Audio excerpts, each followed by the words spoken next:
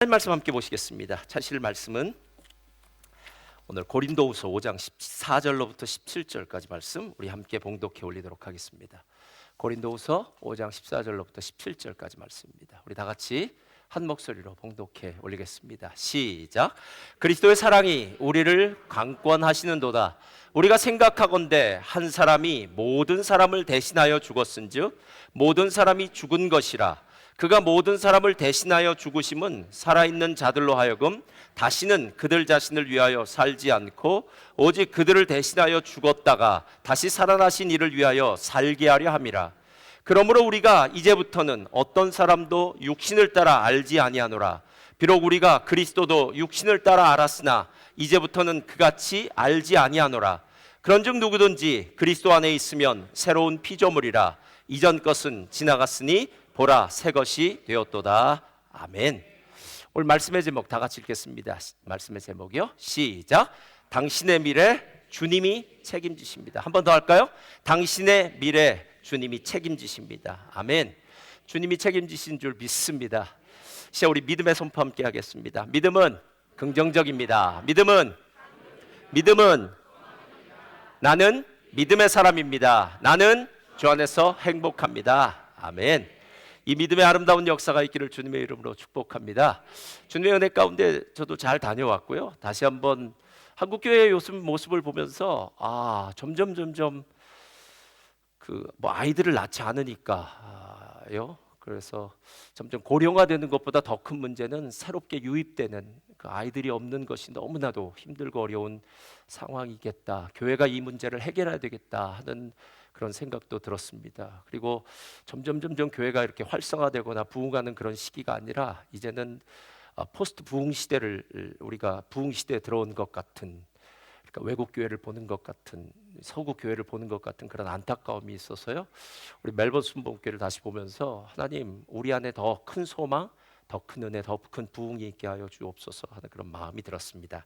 저는 오늘 여러분과 함께요. 오늘 여러분이 너무나도 잘 아시는 그런즉 그리스도 예수 안에 있는 자는 새로운 피조물이라. 이전 것은 지나갔으니 보라 새 것이 되었다는 이 놀라운 축복의 말씀으로요. 저와 여러분의 마음 가운데 정말 뜨거운 하나님 나라의 열망으로 가득 채워지는 귀한 시간이 되기를 주님의 이름으로 축복합니다.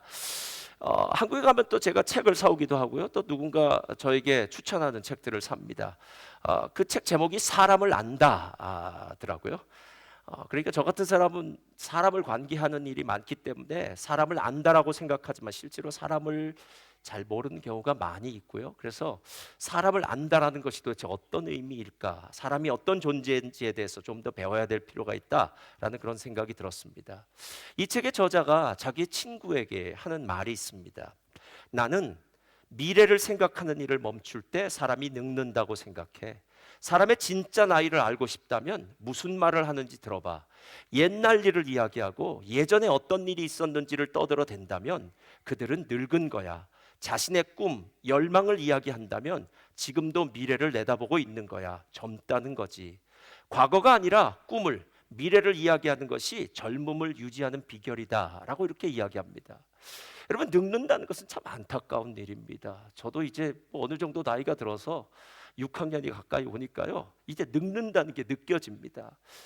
젊음이 있었으면 좋겠다, 건강했으면 좋겠다. 그래서 많은 사람들이 늙지 않고 젊음을 유지하고 약해지는 것보다는 건강하기 위해서 운동을 하기도 하고 비타민을 먹기도 하고 여러 가지 건강 보조제를 먹기도 합니다. 그런데 중요한 것은 진짜 늙지 않기 위해서는요, 생각이 늙지 않아야 되는데 우리의 생각이 과거 지향적이냐 아니면 미래 지향적이냐, 꿈을 이야기하고 미래를 이야기하는 것이 젊음을 유지하는 가장 좋은 방법이다라고 이야기합니다. 그래서 제가 생각해 보니까요, 젊음이라는 단어가 영어로는 영, 그렇죠? 영입니다. 그런데 이 영이라는 단어를 생각할 때마다 우리는 뭔가 미래에 벌어질 꿈과 소망이 생기는 것 같아요. 그래서 젊은 교회라고 이야기한다면 지금보다 미래가 더 밝을 것 같아요. 젊은이 한다면 지금보다 미래가 왠지 소망이 더 느껴집니다. 근데 이 젊다는 말은 다른 말로 바꾼다면 동의어가 비슷한 말이 new, 새로움 아닐까? 라는 생각이 들었습니다. 오늘 우리가 보고 있는 새로운 피조물, 이 새로움이라는 것도 어쩌면 새롭다는 것은 과거에 있던 것은 묻고 이제 새롭게 앞으로 달려갈 것 같다라는 생각이 들었습니다. 젊음과 새로움이라는 영과 new라는 말의 반대말은 똑같습니다. 영의 반대말은 old, new의 반대말도 old. 둘 다 old라는 말인 걸 보니까 이 두 가지는 똑같은 미래를 바라보는구나 라는 그런 생각이 들었습니다. 여러분, 이 구절은 너무나도 잘 아는 구절입니다. 그런즉 누구든지 그리스도 안에 있으면 새로운 피조물이라. 이전 것은 지나갔으니 보라 새 것이 되었도다. 여러분, 젊은 사람, 나이 든 사람, 늙은 사람 상관없습니다. 내가 그리스도 예수 안에 있다면 나는 새로운 피조물입니다. 할렐루야. 이전 것은 지나갔습니다. 실제로 우리의 삶 가운데요, 이전 것이라고 이야기할 때 잊지 말아야 될 것은, 이전 것은 땅에서부터 난 것이 이전 것입니다. 그러니까 우리의 이 육체는 땅에서부터 태어났습니다. 그래서 땅에서 취한 이 육체, 이 옛사람은 땅으로 돌아갈 수밖에 없습니다. 그러나 우리는 그리스도 예수 안에서 거듭난 존재들입니다. 그래서 우리는 더 이상 옛사람, 옛성품, 옛습관에 머물러 있는 것이 아니라 그리스도 예수 안에서 새로운 피조물, 새로운 관계, 새로운 하나님의 자녀의 축복과 권세, 그리고 새 하늘과 새 땅을 누리는 사람, 이렇게 새로운 사람이 될 것이다 라는 겁니다. 그런데 제가 가기 전에도 그 얘기를 했던 것 같은데요, 많은 사람들이 성경은 정말 잘 외우고 성경에 대해서는 너무너무나 박학다식한데 정작 성경의 말씀대로 사는 사람은 많지 않다는 거예요. 시편 23편 1절, 제가 가기 전에 설교했던 것 같네요. 한번 외워볼까요? 시작. 여호와는 나의 목자시니 내게 있다 없다? 없습니다. 근데 없다라는 말 하면서도 있는 게 생각이 나요. 그래도 돈이 없는데, 그래도 우리 아이가 공부가 부족한데, 이런 얘기만 해요. 믿음이 없는 겁니다. 없다라고 이야기하는 것은 하나님이 나의 목자가 되셨기 때문에 믿음으로 선포하라는 이야기입니다. 주 안에 있는 자에게 능력이 있습니다. 예수 안에 있는 자에게 평강이 있습니다. 하나님의 진리의 말씀은 우리에게 그것을 가르쳐 주는 것이기 때문에요, 말씀 앞에서 우리의 생각과 우리의 느낌을 내려놓는 것, 오늘 새로운 피조물이라는 이야기할 때도 똑같은 게 이어진다라는 거예요. 제가 알고 있는 집사님이 1942년생이십니다. 그래서 나이를 환산해 보니까 82세시더라고요. 이분이 요즘 한국에 계신데요, 어떻게 사시는지를 보고 내가 깜짝 놀랐습니다. 아침에는 등산을 한답니다. 뭘 하신다고요? 등산. 등산이 끝나면 테니스를 치신다고 합니다. 2시간 동안. 테니스를 치고 난 다음에 오후에는 때때로 골프도 치러 간다고 합니다. 그 세상에 82세가 어떻게 이런 일을 할 수 있을까라는 생각이 들어서 제가 깜짝 놀랐어요. 그리고 제가 이분을 만나 뵀는데요, 이분은 82세가 아니에요. 그런데 중요한 것은 이분의 몸이 82세가 아니라 이분의 마음이 82세가 아니더라고요. 더 놀라운 사실은 지금은 이제 건물도 관리하시고 이런 일을 하고 계신데 이분의 꿈이 있답니다. 그래서 꿈이 뭔가 들어봤더니 전원에 가서 자신이 아는 어느 집사님과 함께 밭을 가꾸고 농사 짓는 게 꿈이라고 합니다. 할렐루야. 그래서 제가 이분 꿈을 갖고 계시구나. 이분은 나이는 82살인지 몰라도, 겉모습은 늙었다고 이야기할지 몰라도 이 안에는 젊음이 있구나, 새로움이 있구나, 그리스도 예수 안에서 새로운 피조물의 삶을 살고 있구나 라는 그런 생각이 들었다라는 것입니다. 여러분, 오늘 말씀이 무슨 말씀입니까? 우리는 살다 보면은요, 지칩니다. 힘이 없습니다. 이젠 은퇴도 했습니다. 나이가 들었습니다. 육체적으로도 연약하고 경제적으로도 또 부족할 수 있습니다. 그때마다 우리는 약하다, 힘들다, 어렵다라는 부정적인 생각으로 우리의 마음을 채웁니다. 그런데 성경을 보십시오. 한순간도 우리를 향해서 우리의 육체가 쇠하니까 우리의 마음도 쇠하고 우리의 인생도 쇠한 거야 라고 이야기하지 않고, 우리의 육체는 쇠할 수 있습니다. 그러나 우리의 속사람은 더 강건해지는 줄 믿습니다. 그게 바로 오늘 이야기라는 거예요. 그러니까 우리에게 미래가 있다라는 겁니다. 그리고 종국적으로 우리가 맞이할 미래는 새하늘과 새 땅, 하나님과 함께, 예수님과 함께, 성령님과 함께 영원한 하나님의 나라를 누리는 것, 이것이 우리가 결국 우리의 인생 가운데 만나야 될 놀라운 목표, 축복이 아니겠느냐라는 거예요. 그런데 우리가 그리스도 예수 안에서 새로운 피조물이라고 이야기하면서도 그것을 잘 못 느끼는 이유가 무엇이냐면요, 새로운 피조물이 되기까지의 과정을 잘 모르기 때문에 그래요. 그래서 오늘 우리가 5장 14절부터 읽은 겁니다. 그리스도의 사랑이 우리를 강권하시는도다. 우리가 생각하건대 한 사람이 모든 사람을 대신하여 죽었은즉 모든 사람이 죽은 것이라. 그가 모든 사람을 대신하여 죽으심은 살아있는 자들로 하여금 다시는 그들 자신을 위하여 살지 않고 오직 그들을 대신하여 죽었다가 다시 살아나신 이를 위하여 살게 하려 함이라. 그러므로 우리가 이제부터는 어떤 사람도 육신을 따라 알지 아니하노라. 비록 우리가 그리스도도 육신을 따라 알았으나 이제부터는 그같이 알지 아니하노라. 여러분, 이 무슨 얘기하고 있습니까? 예수 그리스도가 이 땅에 오셨습니다. 그리고 그분의 사명을 감당하시고 예수님의 사역의 하이라이트가 있습니다. 바로 십자가 사건이에요. 십자가의 죽으심으로 말미암아 우리의 모든 죄가 십자가에서 해결받고 예수님이 부활하심으로 말미암아 이제 우리는 부활의 능력, 새로운 생명의 능력을 갖고 살 수 있는 존재가 되었다는 거예요. 실제로 오늘 바울이 고린도 교회에 이 편지를 쓸 때는 예수님을 육체적으로 본 사람이 여러 명 있었습니다. 근데 그들을 향해서 이렇게 얘기하는 거예요. 나는 예수님도 육신을 따라 알지 않겠다라고 얘기해요. 왜냐? 육신을 따라 우리가 알고 있었던 예수님은 그때 예수님이고 그 다음에 예수님은 십자가에서 죽으시고 부활하시고 승천하셔서 하나님 보좌 우편에서 우리를 위하여 기도하시고 그 예수님이 우리를 위해 성령을 보내주실 때 그 성령과 함께 우리 안에 오셔서 예수의 영, 예수가 우리 안에 거하시면서 우리를 위해서 우리를 인도하신 분이 되셨다. 그러니까 우리가 지금 바라봐야 될 예수님은 몸을 갖고 있는 그 예수님이 아니라 저 하나님의 보좌 우편에서 온 천지 만물을 다스리고 주관하시는 메시아, 전능자 하나님 예수님을 바라보아야 된다라는 그 이야기를 하고 있다라는 거예요. 여러분, 왜 신앙이 힘들까요? 왜 새로운 피조물이 안 되고 계속해서 옛날 것 아니면 새로운 피조물이 아니까 옛 피조물이죠. 옛 성품, 옛 습관, 옛 사람에 자꾸 발목이 잡혀서 살고 있을까요? 이유는 한 가지입니다. 십자가의 의미를 모르기 때문에 그래요. 오늘 성가대 십자가 오늘 딱 맞춰서 했네요. 이게 세상 말로는 궁합이 맞고요. 우리는 성령이 영이 통한다 이렇게 얘기해요. 그래서 영이 통하는 거예요. 영이 통하는 십자가입니다. 십자가는 온 인류의 역사의 가장 정점이에요. 십자가의 비밀은 다른 어떤 것과 비교할 수 없습니다. 그래서 사도 바울이 얘기하지 않습니까? 나는 예수 그리스도와 그의 십자가에 못 박힌 것 외에는 다른 것을 알지 않기로 작정했다. 나는 예수를 아는 지식이 가장 고상해서 내가 알고 있는 모든 지식, 세상적인 지식은 다 배설물처럼 여긴다. 나는 예수 그리스도의 십자가에 못 박힌 것만 알겠다. 갈라디아서 6장 14절. 사도 바울이 끊임없이 십자가를 이야기한 것은 십자가는 하나님의 지혜입니다. 하나님의 비밀입니다. 십자가의 비밀을 모르기 때문에 우리의 인생 가운데 새로운 피조물이 무슨 의미인지도 잘 모른 채 그냥 대충 살아가고 있다라는 거예요. 오늘 이 구절에서는요, 십자가의 비밀을 세 가지로 이렇게 얘기합니다. 첫째, 다 같이 읽겠습니다. 시작. 십자가에서 예수님의 사랑은 증명되었습니다. 자, 십자가에서 증명되었다는 거예요. 그리스도의 사랑이 우리를 강권하시는도다 이렇게 얘기해요. 이게 우리 한글 성경이 상당히 어렵습니다. 그래서 젊은 사람들은 새 번역이라든가 뭐 여러 가지 뭐 요즘 번역으로 좀 봤으면 좋겠는데요. 원래 원어적인 의미는 이래요. 그리스도의 사랑이 나를 단단히 붙잡고 있다. 찬송가 424장인가요? 주의 사랑의 띠로 나를 묶어 주소서라는 찬양이 있어요. 주의 사랑의 띠로. 그 얘기예요, 지금.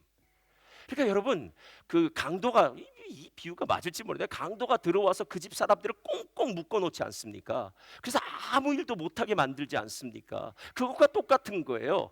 그 사람을 꽁꽁 묶어 놔서 아무것도 못하게 하는데 그 묶어 놓은 줄이 그냥 줄이 아니라 사랑의 줄로 묶었다는 거예요. 그러니까 사랑의 줄로 주님이 꽁꽁 묶어 놔서 우리가 그 하나님의 사랑의 폭포수 같은 그 은혜를 그냥 다 뒤집어 쓰고 있는 거예요. 그러니까 하나님의 사랑이 너무나 커서 우리가 뭐라고 얘기할 수가 없다는 거예요. 가끔 부모님의 사랑, 어머니의 사랑 이렇게 느낄 때는요, 다른 말 안 나옵니다. 그냥 눈물이 주르륵 흘러요. 그러니까 눈물 외에 할 말이 없어요, 여러분. 무슨 말로 대신하겠습니까? 엄마 고마워요, 엄마 감사해요, 엄마 이래, 이 말 필요 없어요. 그냥 눈물이 나요. 그리고 가슴이 뭉클해져요. 이게 사랑이에요. 그래서 제가 성경 공부 때마다 남자 집사님들에게 아내를 만났을 때 연애했던 얘기를 하라고 얘기해요. 근데 이상하죠? 다 좋아해요. 네, 말하는 본인도 좋아하고 그 다음에 옆에서 듣는 사람은 더 좋아해요. 네. 이 미소가 절로 나와요. 그때 제가 무슨 얘기를 하냐면요, 사랑에 빠졌을 때 도대체 무슨 짓을 했는지에 대해서 얘기해요. 대개는 미친 짓을 합니다. 제가 분명히 얘기하겠습니다. 사랑에 빠졌는데 정상적이라면 비정상입니다. 맞나요? 아멘. 아멘이 작네요. 사랑에 빠졌는데 정상이면 비정상이에요. 사랑에 빠지면요, 미친 짓도 가능해집니다. 아니, 로미오와 줄리엣 미쳤지요. 상대편을 위해서 자기의 목숨까지 버릴 수 있는 거, 이 결혼하고 나면 제정신이라도 안 되는데, 결혼 전에 이 사랑에, 결혼 후에도 가능합니다. 결혼 전에 사랑에 빠졌다고 얘기할 때는요, 저 사람을 위한다면 내가 목숨까지도 바칠 수 있겠다, 이렇게 얘기해요. 제가 예전에 쿠바의 그 다큐멘터리를 보다 깜짝 놀랐어요. 에이즈가 걸린 남편 옆에서요, 아내가 살더라고요. 그래서 왜 그러냐면, 나는 내 남편을 너무 사랑해서 에이즈 함께 걸리는 게 차라리 낫다는 거예요. 야, 주여. 하여튼 그렇게 얘기를 하더라고요. 그래서 진짜 사랑한다, 저 찐사랑이다 라는 얘기를 했습니다. 사랑에 빠졌을 때는 비정상적이 됩니다. 우리가 보통 이야기는 어리석은 짓도 합니다. 분명히 낮에 만나서 한참 이야기를 하고 났는데 또 집에 가면 또 할 말이 생겨납니다. 여러분, 이 모든 일이 다 비정상적인 것 같은 일이 왜 벌어지냐면 그 안에 사랑이라는 게 있기 때문에 그래요. 사랑이 바로 이렇습니다. 강권적인 사랑이라는 것은 우리가 그 사랑 앞에서 아무것도 할 수 없어요. 그래서 아가서에는 이 사랑을 홍수로 비유해요. 홍수로요. 그러니까 밀려오는 홍수 아시죠, 여러분? 그 홍수와 쓰나미가 밀려올 때 나는 그 홍수와 쓰나미에 떠밀려갈 수 없는 상황, 이게 바로 강권적인 하나님의 사랑인데, 우리가 부르는 찬양 중에 스바냐서 3장 17절 이렇게 얘기합니다. 다 같이 한번 읽어볼까요? 시작. 너의 하나님 여호와가 너의 가운데 계시니 그는 구원을 베푸실 전능자이시라. 그가 너로 말미암아 기쁨을 이기지 못하시며 너를 잠잠히 사랑하시며 너로 말미암아 즐거이 부르며. 여러분, 복음서를 보니까 죄인 하나가 구원을 받으면 하나님의 나라에서는 천사들이 잔치가 벌어진다고 합니다. 그렇죠? 아니, 우리가 보기에는 한 사람이 구원받은 건데 뭐가 그리 대단합니까? 이 지구상에 70억이나 되는 인구가 있는데 그 중에 70억 분의 1명이 남았습니다. 근데 그건 우리의 수를 세는 개념이고요, 하나님의 나라는 틀리다라는 거예요. 하나님은 바로 그 한 사람의 죄인이 하나님 옆에 놨을 때, 그래, 저 친구가, 저 사람이 나의 사랑을 알았구나, 그리고 나의 사랑으로 지금 이 자리로 구원받았구나, 그 감격을 이기지 못해서요, 기뻐 즐거이 부르며 기뻐한다라고 하는 이야기, 스바냐 3장 17절의 이야기가 바로 하나님이 우리를 얼마나 사랑하시는지를 가르쳐 주신다라는 거예요. 하나님만 사랑하시나요? 아니에요. 오늘 성경을 보았더니 그리스도의 사랑이 우리를 강권하시는도다, 이렇게 얘기해요. 그러니까 하나님이 우리를 사랑하셔서 독생자 외아들을 보내주셨다면, 그리스도도 우리를 사랑해서 친히 그 힘들고 고통스러운 십자가의 길, 갈보리의 길을 우리를 위해서 자원하셨다는 겁니다. 로마서 5장에 말하잖아요. 선인을 위해서 죽는 자가 혹 있거니와, 우리가 아직 죄인 되었을 때에 그리스도께서 우리를 위하여 죽으심으로 하나님이 우리를 향한 그 사랑을 확증했다라고 얘기해요. 여러분, 이 자리에 있는 게 복입니다. 할렐루야. 더 뭘 원하십니까? 진짜요. 하나님이 나를 구원하시기 위해서 영원히 멸망받는 땅의 존재에서 하늘에 속한 하나님의 자녀, 하늘의 존재 만들기 위해서 독생자 외아들을 십자가에 못 박았는데 또 뭐가 더 필요하십니까? 다른 것들은요, 그냥 덤으로 주는 겁니다. 덤으로요. 건강도, 아니면 자녀도, 아니면 세상의 어떤 것들도, 물질도, 하나님이 진짜 주기 원하시는 것은 하늘의 생명이고, 하늘의 생명과 함께 우리 가운데 허락하시는 복이 있다라는 겁니다. 십자가에서 그리스도의 사랑이 증거되었습니다. 근데 거기서 끝나지 않아요. 두 번째, 다 같이 읽겠습니다. 둘째, 시작. 십자가에서 우리는, 자, 잘 기억하세요. 십자가에서 예수님만 돌아가시면 안 돼요. 그럼 십자가는 그렇게 큰 의미가 없습니다. 오늘 성경을 보면 이렇게 이야기합니다. 그리스도의 사랑이 우리를 강권하시는도다. 우리가 생각하건대 한 사람이 모든 사람을 대신하여 죽었은즉 모든 사람이 죽은 것이라. 여기에는 한 단어가 반드시 들어가야 돼요. 그 단어가 뭐냐면 모든 사람을 대신하여 죽었은즉 모든 사람이 믿음으로 죽은 것이라 이 얘기예요. 그러니까 실제로 우리가 예수를 믿기 전과 믿은 후에 달라진 것, 겉모습으로 달라진 건 없습니다. 그런데 한 가지 달라진 건 내면이에요. 예수 믿기 전에 전에는 우리는 우리가 주인 되어서 살았어요. 하나님의 뜻이요? 상관없습니다. 야, 주일날도 일하면 돈을 벌 수 있는데, 게다가 주일날에는 더 돈을 많이 벌 수 있는데, 아니 왜 아깝게 내가 번 돈을 헌금을 해? 내 시간이 얼마나 귀중한데? 라고 생각했던 그 사람이 예수를 믿고 난 다음에는 자기의 세상의 생각을 내려놓습니다. 그리고 하나님을 예배하는 것이 얼마나 감사하고 행복한 것인지를 그 입술로 고백합니다. 그 마음 가운데 예수님이 주인이 되셨기 때문이고요, 그의 옛사람이 예수님과 함께 십자가에 못 박혔기 때문에 그래요. 여러분, 세례 다 받으셨죠? 세례의 의미가 무엇입니까? 예수님과 함께 죽고 예수님과 함께 사는 것. 여러분, 예수님과 함께 죽고 예수님과 함께 사는 것, 이게 십자가의 비밀이고, 십자가는 나의 죽음이 발견되어지는 것인데, 문제는 내가 진짜 십자가에 죽었느냐라는 거예요. 그래서 성경에는요, 우리가 진짜 십자가에 죽었는지 안 죽었는지를요 매번 시험하라고 이야기합니다. 고린도후서 13장 5절 다 같이 읽겠습니다. 시작. 너희는 확증하라. 너희 안에 계신 줄을 너희가 스스로 알지 못하느냐? 그렇지 않으면 너희는, 여러분, 시험하셔야 됩니다. 속지 마십시오. 대충 나는 예수를 믿고 있어. 제가 한국에 가서 설교할 때 그 얘기를 했는데요, 제 말이 맞는 말인지 틀린 말인지 모르겠지만 분명한 거는 그건 믿음은 아닌 것 같아요. 아유, 그 사람은요 믿음은 있는데 요즘 쉬고 있습니다 그러더라고요.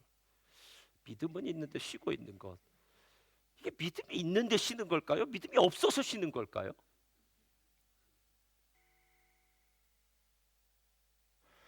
시험을 보기 전까지는 자기가 몇 점인지를 알 수가 없어요. 그래서 지혜로운 사람은요 시험을 안 봐요. 그럼 자기가 몇 점인지 모르니까 행복하게 살아요. 근데 진짜 지혜로운 사람은 시험을 봅니다. 그리고 점수가 나오고 자기의 약한 부분이 나오면 가외 선생님을 붙여서 약한 부분을 공부를 해서요 자기의 실력을 키워요. 성경이 한순간도 그냥 믿으라고 얘기한 적 없습니다. 오늘 성경을 다시 보십시오. 너희가 믿음 안에 있는가? 너희 자신을 시험하고 너희 자신을 확증하라. 그래서 제가 이 부분에서 확증할 수 있는 방법이 있습니다. 옆에 분들을 세게 꼬집어 보셔야 돼요. 그때 A씨가 나오면 내가 있는 거예요. 왜냐면 내 옛날 성질이 있는 거예요. 그러면 A씨 뒤에는 무슨 말이 나올지 여러분 상상에 맡깁니다. 그 다음에 별별 얘기가 다 나올 거예요. 내가 누군 줄 알고 꼬집어 막 열받는데 가뜩이나 왜 그래 막 나올 거예요. 그게 무슨 말이냐면, 극심한 고난을 당해보면 내 안에 누가 있는가가 드러나게 돼요. 좀 전에 아주 세게 꼬집을 때 A씨라고 했던 그 사람은 자기 안엔 자기가 있는 거예요. 그러나 아주 세게 꼬집을 때 주여, 이 소리가 나야 돼요. 예. 한번 따라할까요? 주여. 예. 막 열이 받아도 주여. 맞아, 주여는 어떤 톤으로 해도 상관없어요. 그러나 중요한 건 그 단어가 나와야 돼요. 왜 주여가 나와야 되냐면 주님이 계시니까. 나는 지금 정말 열받아요. 아파 죽겠어요.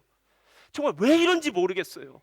그 주여가 나왔다는 말은 내 안에 주님이 주인이시기 때문에 그분이 무슨 뜻이 있을까? 그분이 도대체 왜 나에게 이렇게 힘들게 하는 것일까? 알게 하시는 겁니다. 욥은 율법의 사람이었습니다. 그래서 최선을 다했습니다. 욥이 완전했다라고 1장 1절 5절 여러 번 나와요. 그런데 욥이 완전했다는 그 말은요 율법에 완전했다는 얘기예요. 진짜 율법에 완전했어요. 그는 혹시나 자녀들이 죄를 범할까 두려워하고요, 죄를 잔치를 벌이고 난 다음에는 제사를 드림으로 말미암아 죄의 문제에 있어서만 그는 깔끔하게 해결한 사람이에요. 그러니까 율법의 의로는 완전하다고 이야기할 수 있습니다. 사도 바울도 똑같은 사람이에요. 그런데 그는 하나님은 몰랐어요. 율법의 의로 완전했다는 것은요 언제나 자기 자신이 그 율법의 주인이에요. 그러니까 내가 율법을 잘 지켜야 돼, 내가 열심히 살아야 돼, 그리고 하나님의 뜻대로 살아야 돼, 이 생각만 먹고 있었던 사람이에요. 그러다 갑자기 율법을 잘 지켰는데 고난이 일어나기 시작합니다. 그래서 하나님께 3장부터 31장까지 이야기하는 거 아닙니까? 38장부터 하나님 나타나십니다. 천지창조에 대해서 얘기하시고, 그리고 악의 실체에 대해서 얘기하십니다. 하나님이 어떻게 세상을 주관하시는지 하나님에 대해서 딱 이야기하자마자 욥이 이렇게 이야기합니다. 무지한 말로 이치를 가리는 자가 누구입니까? 제가 알지도 못하면서 하나님 앞에 짓거려 댔습니다. 이렇게 얘기해요. 욥은 지혜자였습니다, 여러분. 근데 그 지혜는 인간의 지혜예요. 아직 하나님의 지혜는 도달할 수가 없어요. 십자가의 지혜는 도달할 수가 없어요. 욥은 그 사실을 몰랐어요. 이 세상은 율법의 의로 다 되는 줄 알았어요. 열심히 살면 성공하는 것, 열심히 헌신하면 하나님 복 주시는 것. 여러분, 그건 종교 시스템입니다. 구약에 나타나 있는 사람들에게 가르쳐 주는 것이고, 신약은, 십자가는 우리에게 그걸 얘기하고 있는 게 아니에요. 열심히 살라고 이야기하는 것이 아니라 십자가에 너의 정욕과 탐심을 못 박아라, 죽으라는 얘기지 살라는 얘기가 아닙니다. 실제로 우리가 주님 앞에서 일하는 모든 것이나 뭐 여러 가지 똑같아요. 신앙생활은 끊임없이 내가 죽는 겁니다. 십자가를 생각한다는 것은 예수님만 십자가에 달린 것이 아니라 내가 예수님과 함께 십자가에 달린 걸 계속 바라봐야 돼요. 십자가에 못 박혀서 죽은 나를 바라봐야 됩니다. 그때 십자가에 죽어야만 부활의 능력, 새로운 생명의 능력을 우리가 경험할 수 있다는 거예요. 아마 예전에도 이 집사님 얘기한 것 같아요. 예전에서 교회에서 주방 봉사를 잘 하시는 집사님이 계셨어요. 이분 정말 교회 일이라면요, 정말 두 발 벗고 나와서 일하실 정도로 열심히 일하셨어요. 어느 날 임직 때가 되어서 이분이 권사 임직을 받게 되었어요. 이분이 얼마나 하나님 앞에 열심히 있었냐면은, 세상에 제가 권사 임직을 받는데 일주일 동안 기도원에 가서 금식하고 오는 사람은 처음 봤어요. 처음 봤습니다. 일주일 동안 금식하고 왔어요. 왠지 우린 찔리는 것 같죠? 아니, 금식했어요. 했다라는 이야기예요. 여러분, 뭐 하라는 얘기가 했어요. 그리고 나서 이제 임직 투표가 됐어요. 그래서 금식도 하고 해서 했는데, 이제 투표를 하는데, 여기는 이제 과반수, 권사님들은 과반수지만 저쪽 교회는 3분의 2예요. 무조건 3분의 2. 근데 이 3분의 2는 결코 쉽지 않습니다. 근데 투표를 다 이제 결과가 나왔는데 딱 한 표 차이로 이분이 권사님이 되셨어요. 할렐루야. 얼마나 감사합니까? 그래서 제가 속으로 이렇게 생각했어요. 야, 일주일 금식 안 하셨다면 저 한 표는 없었을지도 모르는데 하고, 혹시 제 마음에 그런 염려가 들더라고요. 야, 하나님께서 금식하셨더니 저렇게 권사님으로 선출이 됐다. 그냥 권사님 선출됐다는 건 감사하게 생각해서 축하한다고 막 얘기하고 그렇게 끝났어요. 그리고 한 이틀 정도 지났는데 저한테 전화가 걸려왔습니다. 그 집사님으로부터 걸려온 전화예요. 뭐라고 하면 이렇게, 목사님, 저 권사 안 하겠습니다, 그러더라고요. 그래서 이게 무슨 말인가 하고 제가 득달같이 또 달려갔습니다. 그랬더니 이분이 하는 말이, 제가 교회에서 얼마나 열심히 일을 했는데 한 표가 뭡니까? 야, 참. 야, 저는 할 때 투표하는 게 제일 싫어요, 실은. 네? 한 표 차이로 된 게 중요한 게 아니라 한 표 차이로 됐다는 것에 마음이 너무 상한 거예요. 내가 교회에서 일한 건 모든 사람이 다 아는데, 근데 이분이 성격이 좀 세요. 그래서 주방에서 일하다 보면 성격이 세니까 이렇게 좀 부딪힐 수도 있지 않겠습니까? 뭐 이러니까 이래서 아마 어떤 분들은 아마 투표를 안 하시는 것 같기도 하고 그랬어요. 그래서 제가 아유, 하나님 큰일 났습니다. 이거 어떻게 합니까? 이분 안 하신다고 하면은 또 안 하신다는 저 말이 진짜인 것 같지는 않기도 하고, 하여튼 속에서는 막 많은 생각이 드는데 어떤 말씀을 해야 될지, 하나님 저에게 지혜를 주십시오라고 생각했는데 하나님 그때 지혜를 주시더라고요. 제가 그 집사님한테 정색을 하고 이렇게 얘기했어요. 집사님, 교회를 하면 욕 먹습니다. 그리고 많이 일하면 많이 욕 먹습니다. 그랬어요. 제가 부목살 땐 욕 하나도 안 먹었습니다. 인교 목사님 잘 들어야 돼요. 욕 먹을 일이 하나도 없어요. 책임질 일도 없으니까. 그런데 담임 목사가 되고 나니까 욕 겁나게 먹었습니다. 그래서 아마 오래 살 것 같아요. 이렇게 얘기했어요. 제가 그분에게 일부러 그렇게 얘기한 거죠. 교회에서 욕 안 먹을 수 있는 최고의 방법은요, 예배만 참석하면 돼요. 웬만하면 교회를 다 빠지면 됩니다. 교회는 자원하는 심령으로 일하는 것이기 때문에요. 여러분 강제로 끌어다가 일시키고 절시키지 않습니다. 셀이 식사당번으로 하는 것은 그건 함께 하는 일이지, 그것도 뭐 셀 식사할 때 한국 출타하시거나, 아 주여 이러면 안 되는데 아 이거 가르쳐 주면 안 됐는데, 안 돼. 출타하지 마시고 자기 셀이 식사 당번인지를 보고 여행 스케줄을 잡으셔야 돼요.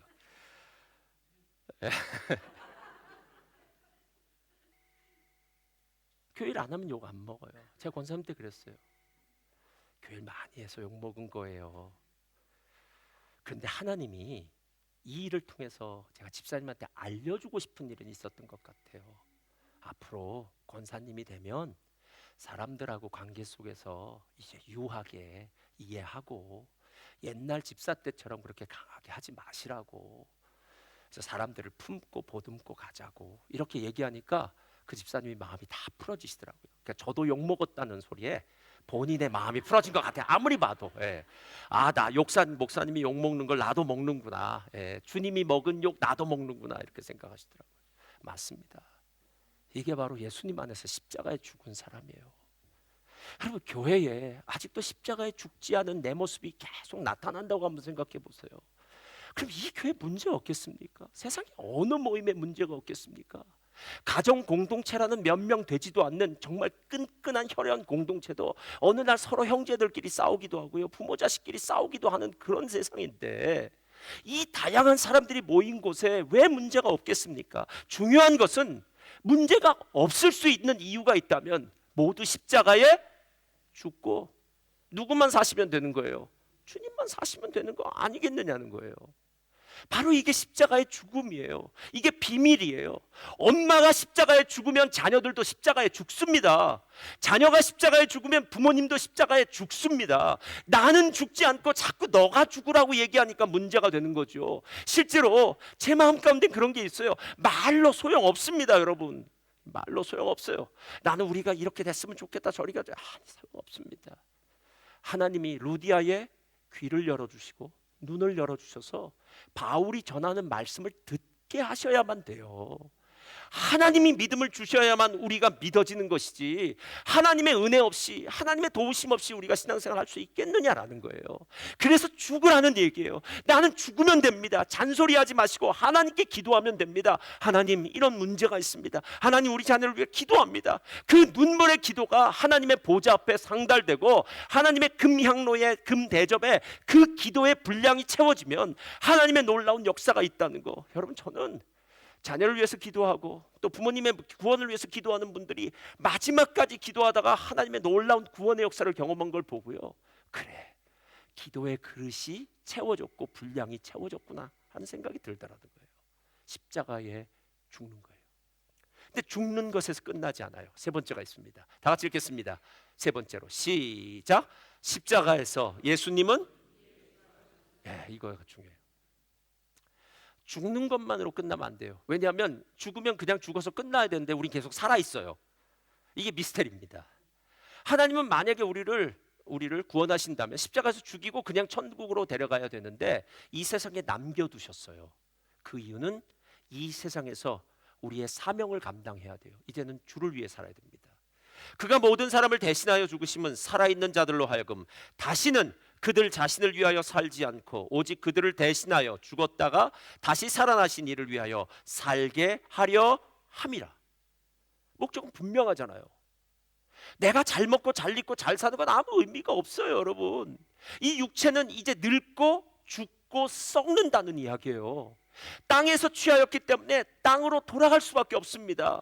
영원히 산다면 여기다 치장을 하십시오. 그러나 영원히 살지 못한다면 이건 잠깐 있다가는 정말 인간의 옷을 바꿔 입듯이 이 옷 입었다 저 옷 입었다 하는 옷이 낡아지는 것 같은 것이 우리의 몸이다라는 겁니다.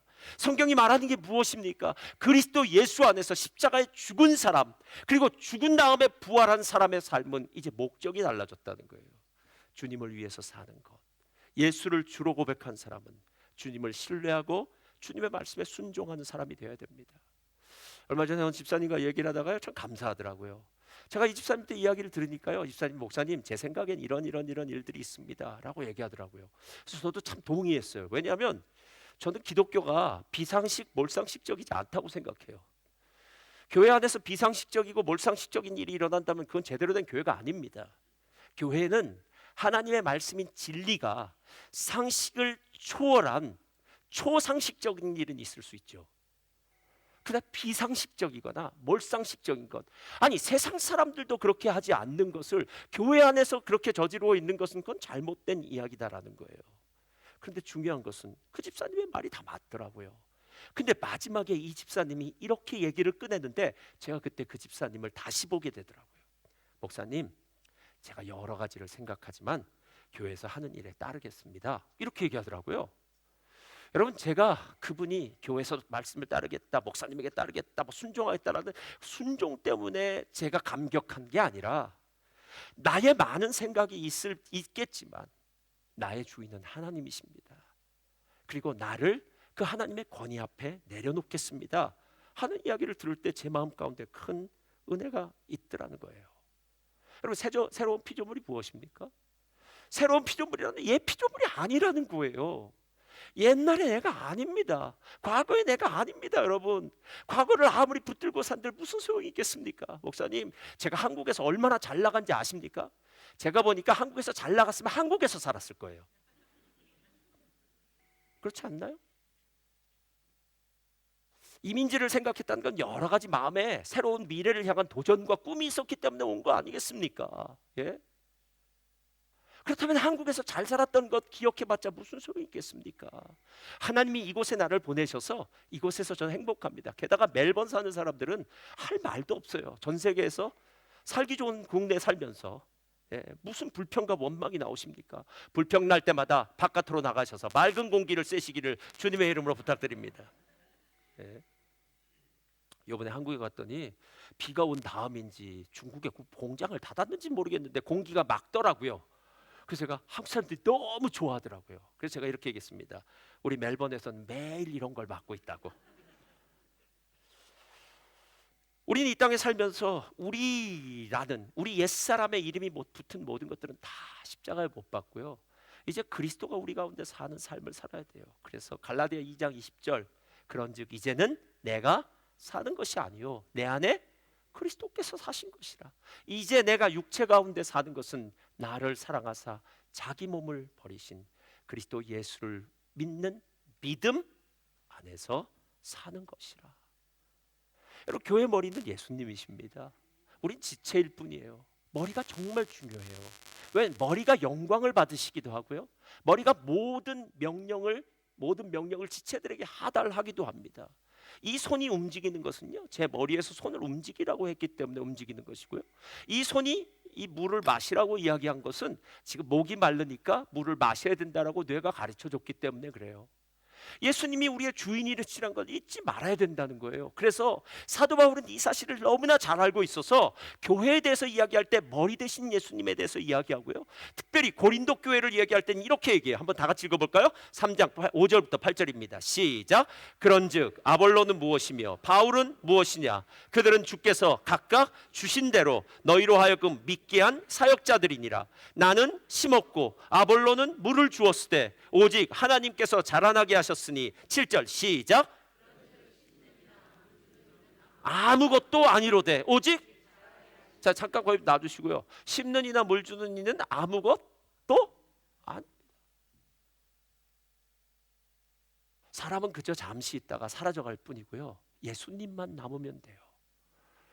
제가 보니까 젊음이라는 것, 새로움이라는 것, 새로운 피조물이 미래가 있다는 것은요, 우리에게는 지금 현재보다 내일이 훨씬 밝은 미래가 있을 줄 믿습니다. 내 대보다 내 자녀의 때에 더 큰 하나님의 영광이 있을 줄 믿습니다. 그럼 이런 꿈과 소망이 생기지 않나요? 아버지 때에는 영광을 바라봤어요.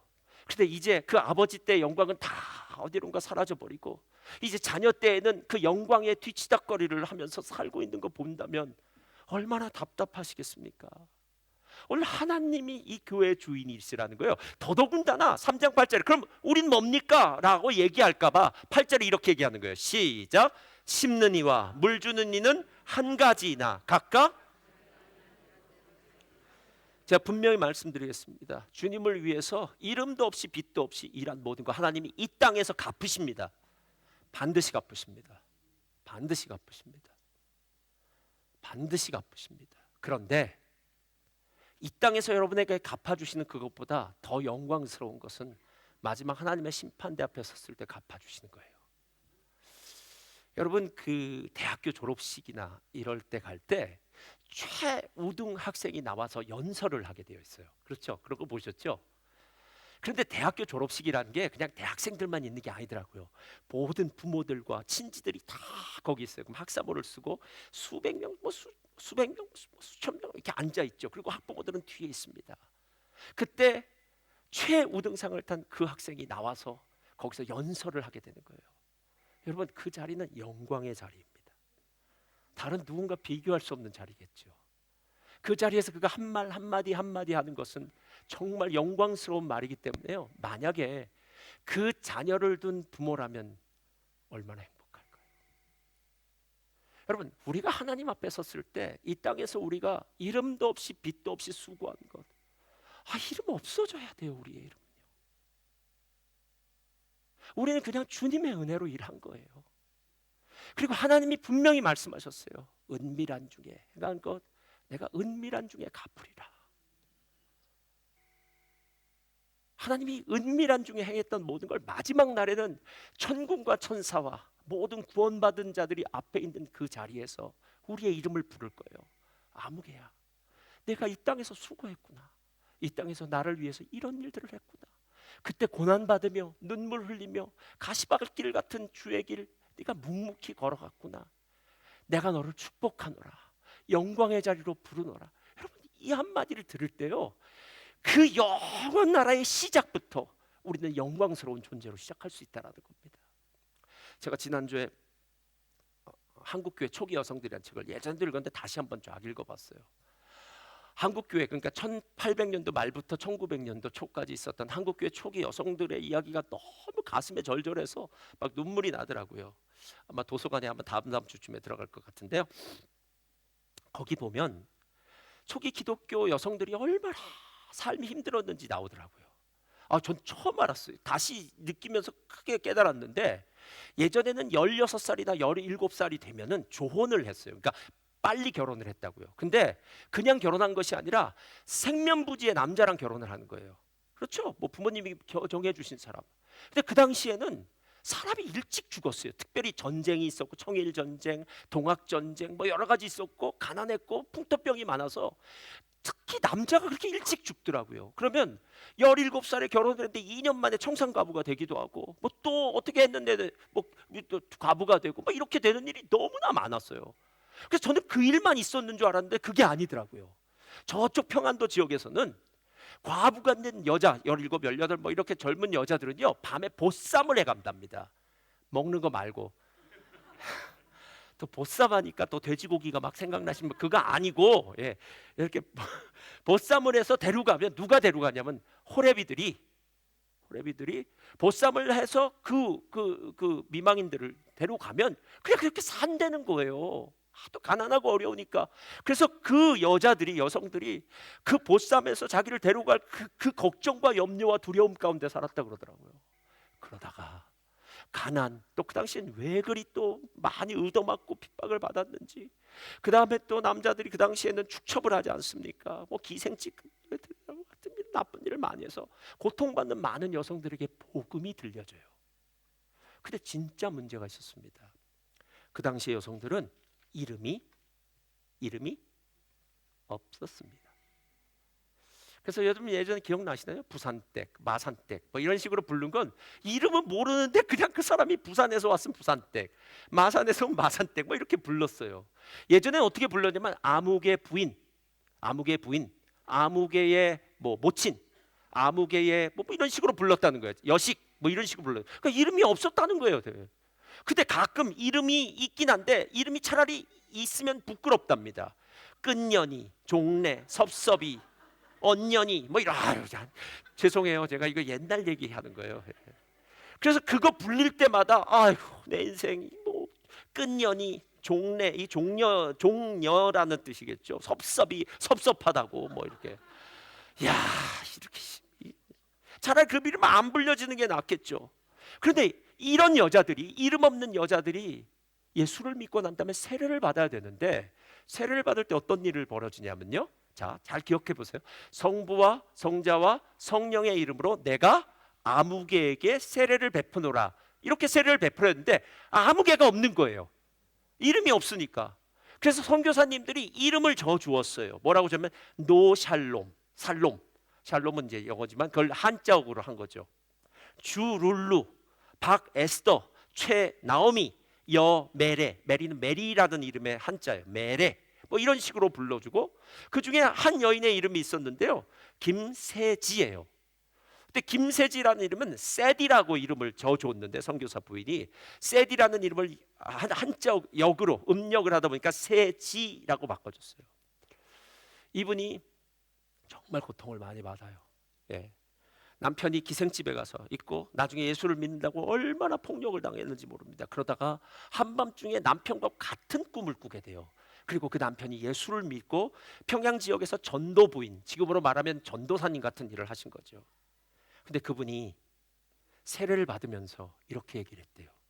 나는 이제 여자된 권리 중 하나를 찾게 되었다. 여자된 권리를 찾게 되었다. 지금까지는 사람이 아니게 살았는데 이름을 받고 난 다음부터 나는 새로운 인생을 살게 되었다. 근데 더 놀라운 거 하나 얘기 드릴까요? 이 전도 부인들이 얼마나 기도하고 얼마나 전도했는지 몰라요. 근데 그 뒤를 보면 이분들의 자녀들이 잘 된 거 보면 어마어마하더라고요.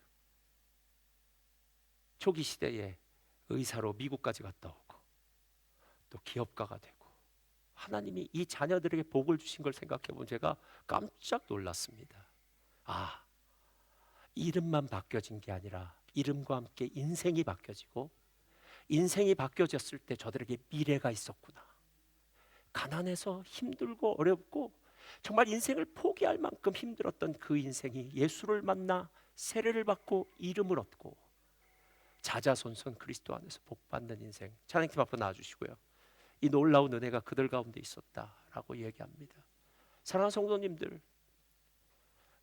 우리에게 미래가 있습니다. 하나님을 믿는 건 우리에게 영광스러운 미래가 있다는 것을 얘기해요. 영광스러운 미래를 향해서 달려가시기 바랍니다. 멜번 순복음교회는 오늘보다 내일이 훨씬 나을 겁니다.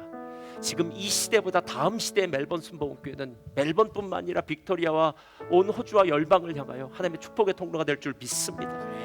여러분이 그 믿음을 가지고 우리 함께 전진하시기를 주님의 이름으로 축원드립니다.